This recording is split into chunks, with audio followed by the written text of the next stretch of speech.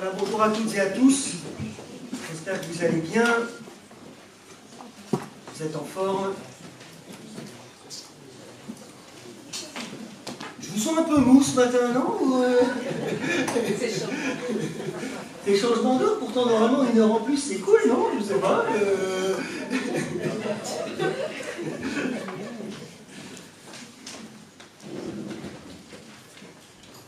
Allez, au les cœurs. Aujourd'hui, nous allons faire, une fois n'est pas coutume, un feedback, un retour en arrière dans notre série de prédications, en revenant sur un psaume que je n'ai pas pu prêcher parce que, rappelez-vous, le 5 octobre, il y avait un culte en commun, mais que j'avais à cœur d'étudier avec vous, au vu de son importance. Il s'agit du psaume 73. Vous pouvez d'ores et déjà le prendre. Psaume 73, il y a des Bibles là-bas pour ceux qui n'en ont pas pris. Ça vaut le coup d'ouvrir la parole, ça vaut le coup de regarder, ça vaut le coup de se dire « je suis casse-pied avec ça », ce n'est pas Aurélien qui le dit, mais finalement, effectivement, c'est cohérent avec ce que la parole dit.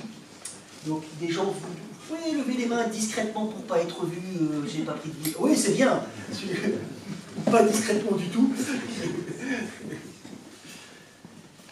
Rappelez-vous, hein, le psaume 73 est dans une section plutôt sombre, qui est encadrée par la plainte individuelle, donc le psaume 73, et collective, le psaume 89, qui était étudié ici il n'y a pas longtemps, avec beaucoup de questions, dans ce sous-livre particulièrement, suite au fait que ce que les Israélites de cette époque vivent et voient, les événements qu'ils vivent et qu'ils voient ne correspondent pas à ce qu'ils attendaient de la foi et de l'action de Dieu envers son peuple. Et donc, nous allons lire une première partie du psaume 73, versets 1 à 15. Écoutez bien, psaume d'Asaph.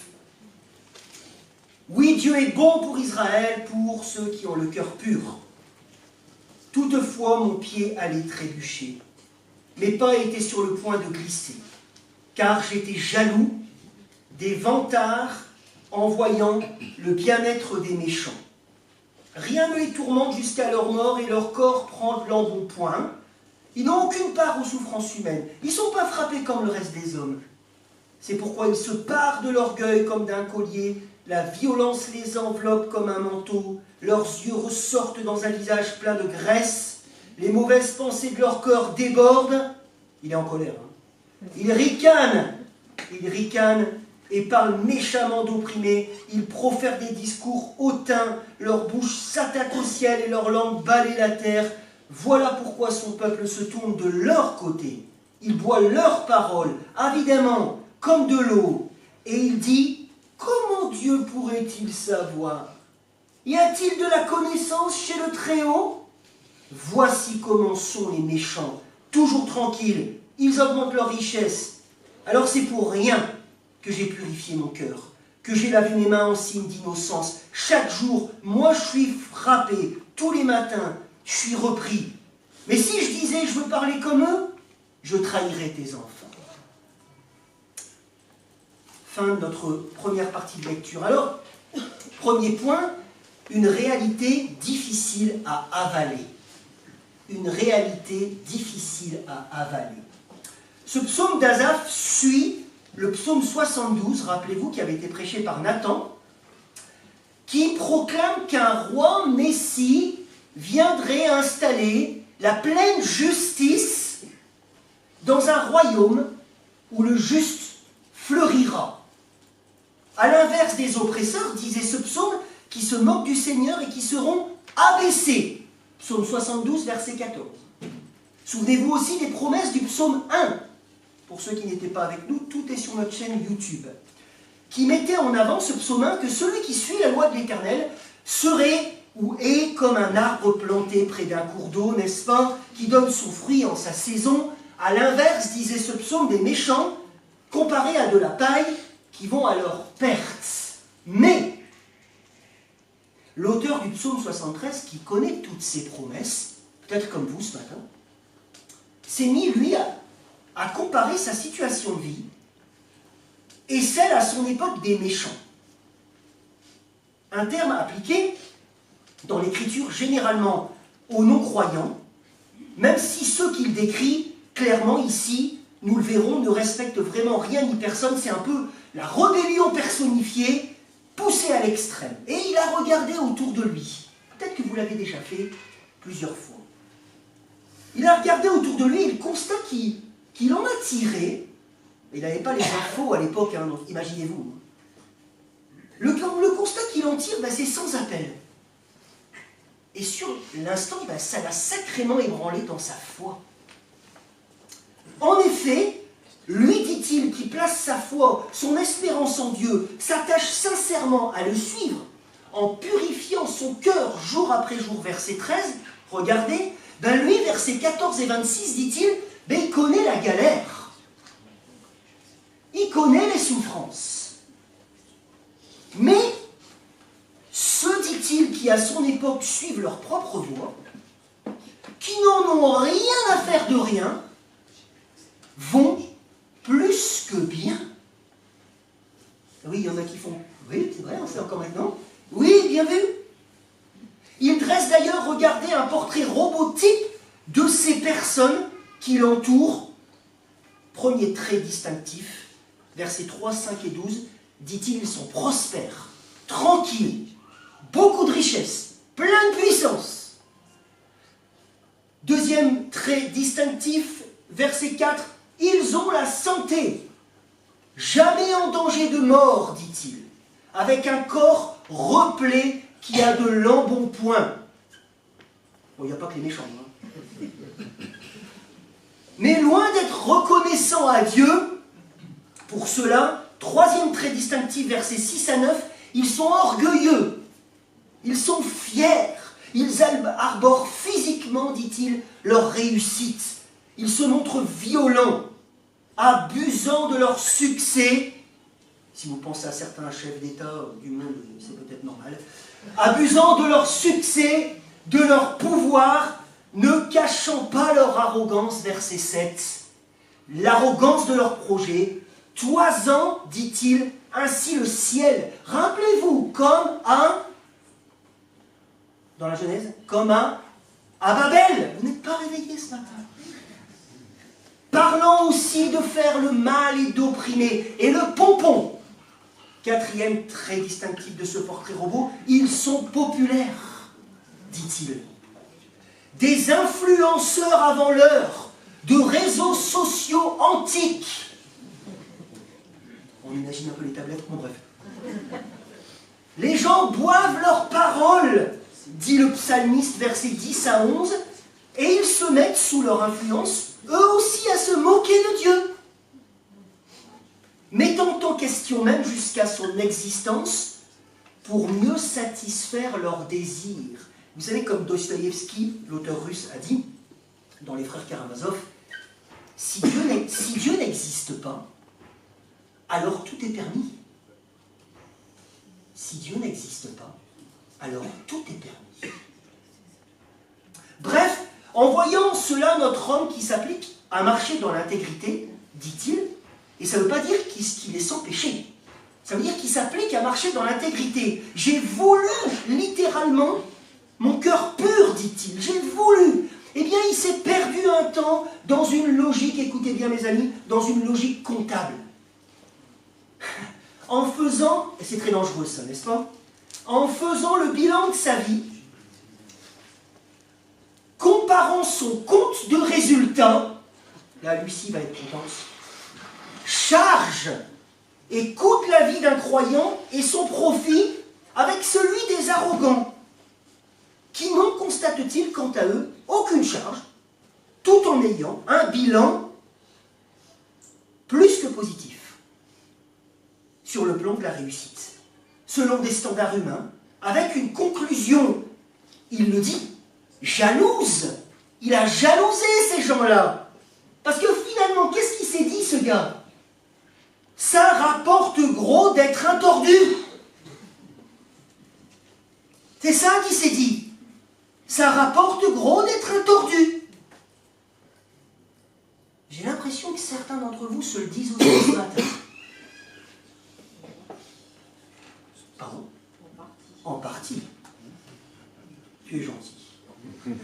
Puis la convoitise a produit en lui le découragement.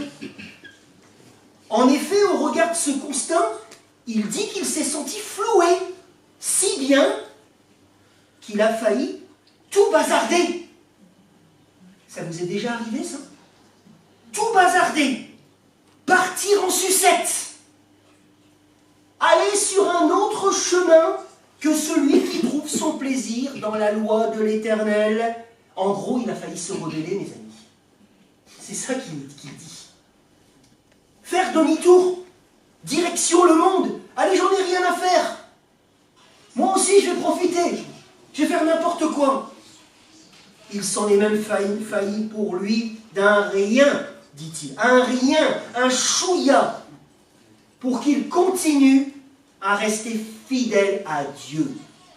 Tout en se sentant, et là on sent la tension, verset 15, il s'est senti, il a voulu tout bazarder, et en même temps il se sentait piégé dans sa conscience, parce qu'il était incapable, dit-il, d'employer les mêmes méthodes. Il a voulu, mais il s'est senti incapable d'accomplir les mêmes méthodes, bien sûr parce qu'il connaît Dieu. Incapable d'employer les mêmes méthodes pour avoir le même résultat, ce qui est venu ajouter de la frustration aux plaies béantes de la jalousie. Vous savez, la jalousie, c'est extrêmement dangereux. Les plaies béantes de la jalousie, qu'il énumère au verset 21 et 22, nous lirons tout à l'heure, qui lui ont infligé des souffrances terribles dans sa chair, qu'il énumère. L'aigreur, il a senti ses reins par la jalousie être transpercés. Il était mal, mais il s'en est sorti. Il est resté attaché au Seigneur. Comment? Point d'interrogation. Toi qui traverses peut-être ce même état, ou qui y passera, à coup sûr, écoute le cheminement d'Asaph. Écoute ton Dieu te parler. Versets 16 à 28. Reprenons notre lecture. Versets 16 à 28. Quand j'ai réfléchi pour comprendre cela, la difficulté a été grande à mes yeux. Jusqu'au moment où je suis entré dans les sanctuaires de Dieu et où j'ai prêté attention au sort final des méchants. Oui, tu les places sur un terrain glissant, tu les fais tomber dans la ruine. Et voilà, en un instant, ils sont détruits. Ils ont disparu, anéantis par l'épouvante, comme un rêve qui se dissipe au réveil. Seigneur, à ton réveil, tu repousses leur image. Lorsque mon cœur était aigri et mes reins transpercés, j'étais idiot. Littéralement, j'étais un abruti. Et je ne comprenais rien. J'étais devant toi comme une bête. Cependant, je suis toujours avec toi. Tu m'as empoigné la main droite, tu me conduis par ton conseil, puis tu me prendras dans la gloire. Qui d'autre ai-je au ciel? Et sur la terre, je ne prends plaisir qu'en toi. Mon corps et mon cœur peuvent s'épuiser. Dieu sera toujours le rocher de mon cœur et ma bonne part. Oui, ceux qui s'éloignent de toi vont à leur perte. Tu réduis en silence tous ceux qui te sont infidèles. Pour moi, mon bonheur, c'est de m'approcher de Dieu. Je place mon refuge en toi, Seigneur éternel, afin de raconter tout ce que tu fais. Amen. Deuxième point, un changement de perspective, versets 16 à 28, dans cette tourmente que j'ai connue dans ma vie, mes amis, plusieurs fois. Cet homme nous donne la route à suivre pour une sortie de ce genre de crise, parce qu'il y a plusieurs types de crises dans la vie d'un chrétien. En effet, il s'en est tiré parce que, premièrement, il s'est mis à réfléchir, verset 16, dit-il, ou méditer par lui-même. Et c'est déjà ça, finalement. Ce n'est pas facile dans la tempête de quitter les émotions que notre chair nous dicte naturellement. Vous savez, ce qu'elle nous invite à considérer comme réaction normale. Je suis jaloux, je suis en colère. C'est difficile de stopper, n'est-ce pas, les actions, les pensées, les paroles liées à l'impulsivité de situations frustrantes. C'est difficile. de stopper la machine pour raisonner sur ce qui se passe dans mon cœur. C'est compliqué de stopper une machine qui s'emballe. Et il le dit, ce fut pénible. Ce fut pénible. Jusqu'à ce qu'il choisisse d'aller dans ces pérégrinations de l'esprit au bon endroit. Où est-il entré, verset 17? Où est-il entré, j'entends pas? Dans les sanctuaires de Dieu. C'était pénible. Tant que c'était par lui-même, c'était pénible. C'était déjà ça, mais c'était pénible.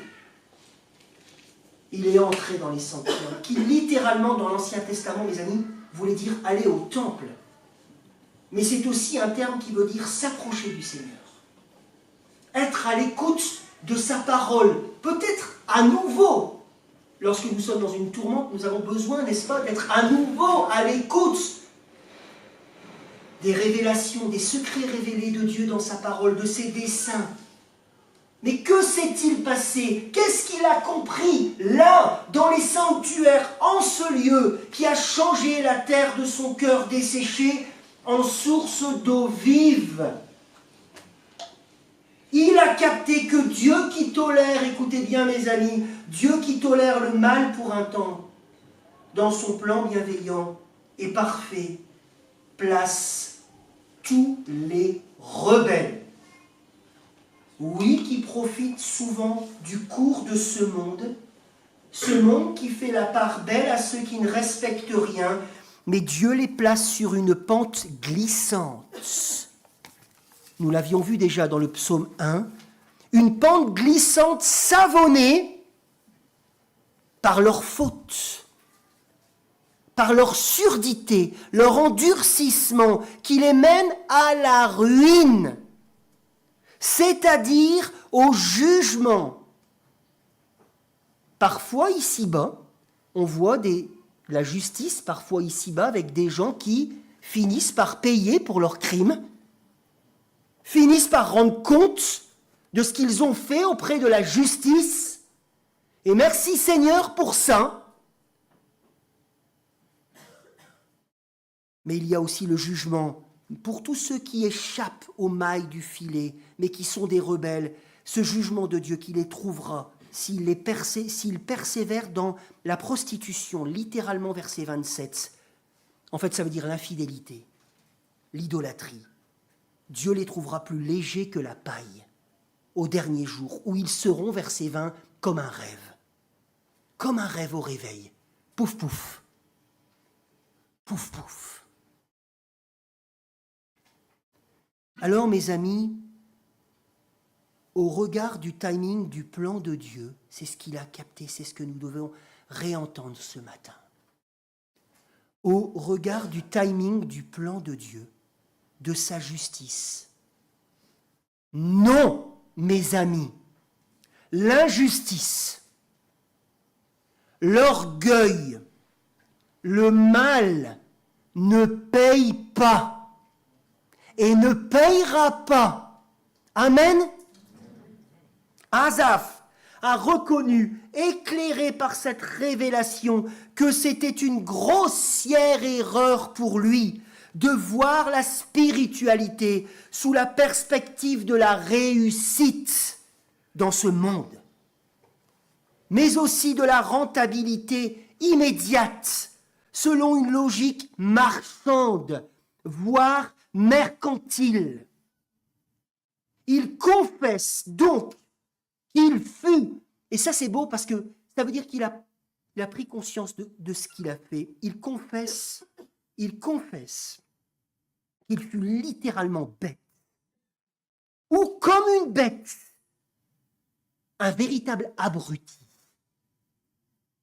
Je ne sais pas si vous êtes souvent dit devant la glace ou devant la parole, je suis un véritable abruti.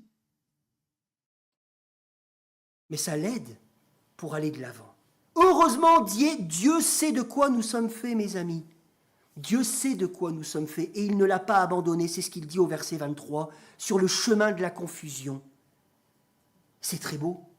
Il dit, au final, j'étais toujours avec toi. J'étais constamment avec toi. Tu m'as pris, tu m'as empoigné par la main lorsque j'étais un abruti. Tu m'emmènes dans ton projet. Tu m'emmènes toujours selon tes conseils, selon ton timing. Oui, même quand Asaph paraissait loin et souffrait, lorsqu'il traversait, et écoute bien si tu souffres aujourd'hui, lorsque Asaph, dit-il, traversait des vallées pénibles pour comprendre, Dieu était là, toujours fidèle, le conduisant étape par étape, l'empoignant lorsque cela fut nécessaire pour le mener vers le bon port. Merci Seigneur, avec l'espoir un jour que sa providence le mène, quant à lui, à la différence des rebelles, dans la gloire. Il semble bien ici, mes amis, que notre psalmiste met son espoir au-delà de cette réalité que nous vivons parfois décevante, met son espoir dans la vie éternelle. Dans la vie éternelle. Bref, revenu donc à son bon sens spirituel. Il était un abruti, il est revenu dans son bon sens spirituel. Notre homme proclame sa confiance, une confiance qui encadre ce psaume d'ailleurs, au début et à la fin, proclamant que dans ce monde instable, injuste, parfois au sein de nos existences fragiles, verset 26, et des choses pénibles, des choses parfois incompréhensibles, qui ne fait pas souvent la part belle à ceux qui veulent vivre dans l'intégrité, il y a un abri sûr et éternel, un roc sur lequel Asaph et moi et toi, nous pouvons nous reposer, mais non pas les méchants. Nous pouvons construire notre vie. Nous avons une bonne part assurée. Oui, dit-il, et j'espère que ce matin nous le dirons à nouveau, la proximité avec Dieu. C'est cela notre véritable bien. La proximité avec Dieu. C'est cela notre véritable bien. Il choisit donc à nouveau, après cette crise, vous avez vu ça à la fin, après ce temps de désert, il choisit et littéralement il dit « Je place mon refuge dans Yahvé ». C'est un choix à nouveau. Je place mon refuge dans Yahvé. Il choisit de placer son refuge en Dieu et de raconter aux autres. Écoutez bien mes amis. Non pas ses frustrations, mais il choisit de proclamer à nouveau les œuvres de Dieu aux autres. Et j'aimerais qu'on réfléchisse ce matin aussi sur comment les gens de l'extérieur nous voient. Est-ce qu'ils nous voient comme des gens qui sont toujours en train de dire aux autres leurs frustrations, ce qu'ils n'ont pas par rapport aux autres, ce qu'ils devraient avoir, ou est-ce qu'ils nous voient comme des gens qui finalement proclament bien plus les œuvres de Dieu dans leur vie?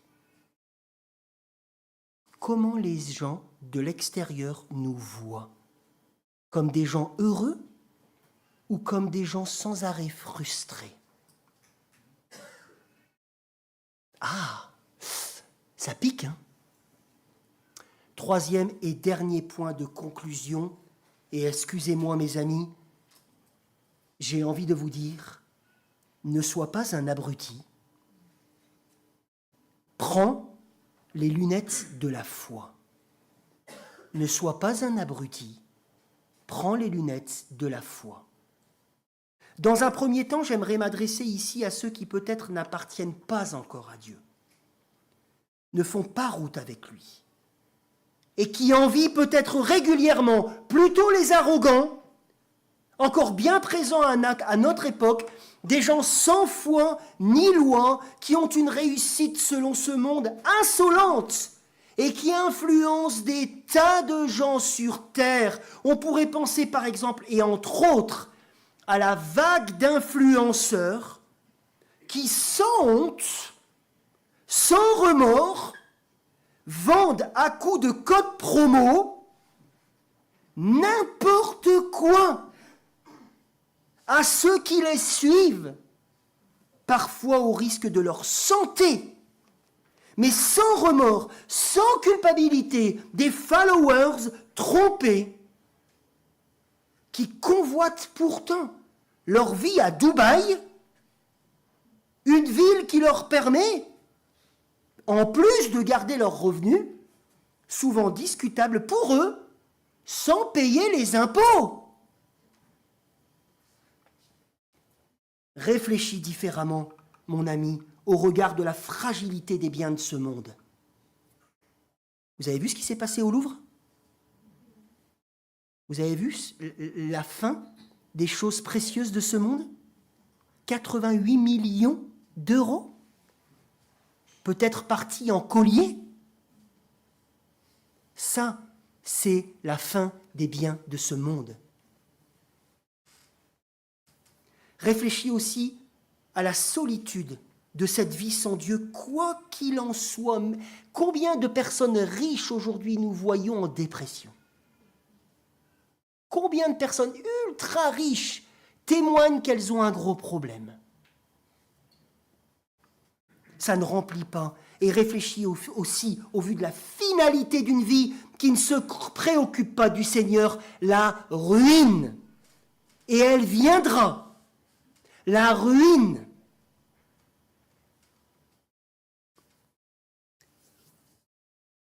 Prends la main du Seigneur, si ce n'est pas encore le cas. Fais de lui ton bien. Et j'aimerais maintenant parler aux chrétiens ici. Quant à toi qui marches avec Dieu, il se peut qu'en ce moment, tu aies une grande période de découragement. Et je le sais parce que je suis le pasteur de l'Église, que certains de nos frères et sœurs ici passent par des grandes périodes de découragement. Et nous sommes aussi éprouvés dans cette communauté avec pas mal de gens malades et qui souffrent. Il se peut qu'en ce moment tu traverses une période de découragement. Et même si le Nouveau Testament, tu le sais, ne nous promet pas à la suite du Christ la réussite selon ce monde, même si elle peut arriver, tu regardes autour de toi et tu constates que les méchants, et particulièrement ceux qui se vautrent dans le mal, aujourd'hui, dans notre société, souvent, sont vachement bien. Prospèrent. N'est-ce pas? Villa de rêve, du temps et de l'argent pour s'entretenir, voyage dans le monde entier, pouvoir. Et en plus, avec les réseaux sociaux, on peut être dans sa chambre en faisant une photo avec un poster et on dit qu'on est sur une île. Bon, bref. Et en voyant leur situation, ben, tu convoites. Tu vois la tienne et tu convoites. Et tu deviens aigri. Et tu vas mal. Parce que la jalousie, ça conduit à être mal, à être frustré, aigri. J'ai vu un reportage dernièrement qui m'a dégoûté. J'ai ressenti ce sentiment-là. Sur la famille Sackler. Quelqu'un connaît cette famille? Une famille qui a fondé un gros laboratoire pharmaceutique et qui, il y a 30 ans, a gonflé sa fortune. C'est un documentaire France TV. A gonflé sa fortune en produisant un médicament, l'Oxycontin, qui était prescrit pour les douleurs, mais qui rendait les gens complètement accros. Toxicomane. Aujourd'hui, c'est le fentanyl. C'est pareil. C'est quasi les mêmes molécules. Bon, je ne suis pas scientifique du tout, mais je vous le dis. Jusqu'à les faire mourir par overdose. 1 million de morts. Vous vous rendez compte? Ils ont camouflé les risques. Et lorsqu'ils ont appris que ce médicament était dans le viseur des autorités qui voulaient l'interdire, ils ont accéléré la production. Des comportements horribles, drapés en partie d'une image philanthrope, puisqu'ils donnaient des fortunes à toutes sortes de fondations. Consciemment. pour camoufler tout ça. C'est pas grave ça. Ça met pas la haine. Bref, voir tout ça, ni vouloir le faire pour autant, mais au regard de ce qu'une vie qui poursuit l'intégrité. Poursuivre l'intégrité, ça entraîne des sacrifices, des rejets, des souffrances, des moqueries parfois. Eh bien, ça peut être décourageant. Ça peut être décourageant. Si je me fie qu'au bien du monde, ça peut être décourageant. Parce que cette famille-là, elle n'est pas plus inquiétée que ça, les amis. Et à notre niveau, sans trouver le pire méchant du monde, je peux commencer également, écoutez bien mes amis, à comparer mon existence de croyant à celle de mon voisin non-croyant, qui n'est pas le mal incarné, n'exagérons rien, mais qui vit généralement comme l'homme moyen moderne, occidental, sans se soucier de Dieu, avec une vie qui tourne autour de lui, qui tourne autour de ses loisirs, de ses intérêts, parfois d'une manière égoïste à l'extrême, et qui n'est pas contre une petite entourloupe pour s'en mettre un peu plus dans les poches, et qui vit toutefois une belle réussite sur bien des plans. Et moi, je commence à me dire dans mon petit coin, Aurélien Castelin, mais peut-être toi ici, je commence à me dire, en fait, moi qui me lève au culte tous les dimanches, même quand il y a un changement d'heure d'été, moi qui m'inscris au ménage le samedi, qui donne de mes revenus pour le fonctionnement de l'Église, moi qui prépare une présidence la semaine en plus de mon boulot, moi qui me lève plus tôt le matin pour lire ma Bible, moi qui ne désire pas faire de travail au noir par souci d'honnêteté pour Dieu, de témoignage, moi qui me préserve pour vivre et m'unir avec un chrétien, moi qui témoigne quand cela est possible plutôt que de plaire à tout prix, bref, moi qui prends au sérieux le fait de vivre pour Dieu, en comptant sur sa grâce et son aide, eh bien, je ne jouis pas de tout ce que le non-croyant qui se fout du Seigneur peut bénéficier. Et cette conclusion, mes amis, vous le savez, parce que vous l'avez peut-être vécu déjà dans votre vie, cette conclusion basée sur l'échelle du bonheur selon notre société, dans une logique de l'efficacité, je fais pour avoir, si ça prend racine dans mon cœur, je peux me perdre. Je peux me perdre. Alors Dieu te prend la main ce matin, via le psaume 73, pour te dire, pour nous dire, que notre vrai bonheur ne réside pas dans la réussite, mes amis. Et Matthieu l'a très bien dit, merci beaucoup. Notre vrai bonheur, et j'ai l'impression que parfois dans nos milieux, on l'oublie. Notre vrai bonheur ne réside pas dans la réussite, même si ça peut venir, et il n'y a pas de mal à ça. Mais notre vrai bonheur ne réside pas dans la réussite, notre vrai bonheur ne réside pas dans le succès. Notre vrai bonheur ne réside pas parce que j'ai une super bagnole. Le vrai bonheur ne réside pas parce que j'ai du pouvoir, parce que j'ai de l'influence sur les autres. Mais mon vrai bonheur réside dans le fait que Dieu soit présent, grâce à Jésus, dans ma vie, aujourd'hui et pour toujours, et que le servir, c'est là mon privilège. C'est là mon privilège de le servir. Alors tu sers qui ce matin? Est-ce que tu sers plus le succès, le pouvoir, le fric que ton Dieu? Mon vrai bonheur, c'est Dieu. Et le monde qui s'écroule parce qu'il met sa confiance dans des idoles, ici ou là, a besoin de le réentendre. A besoin de le réentendre parce qu'il s'effondre. La foi chrétienne, c'est une rentabilité à 1000%. investi à fond là-dessus. Amen.